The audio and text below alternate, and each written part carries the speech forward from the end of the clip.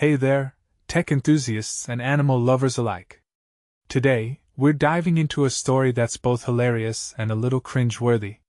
You won't believe what this guy's dog got its paws, or rather, its teeth on. So, our Redditor friend, acceptable_stress295, found themselves in a unique predicament. Their beloved dog, with a curious nature and a taste for tech, decided to take a bite out of their brand new AMD Ryzen 7 7700X CPU. And when I say bite, I mean it left some serious marks. The CPU, which is the heart of any computer, now bears the scars of this canine encounter. Visible scratches and bite marks cover its surface, making it a sight to behold. But the question is, what does this mean for our Redditor's warranty claim? Well, here's the catch. Physical damage like this is usually a deal-breaker for warranty coverage.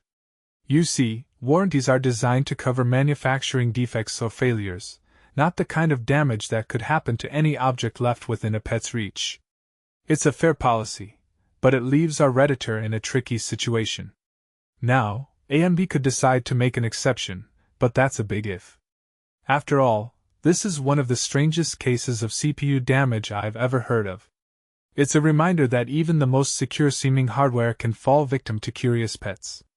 But why did the dog go for the CPU? That's the million-dollar question.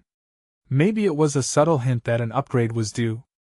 My own dog shows no interest in my PC, but who knows what goes on in their furry little minds.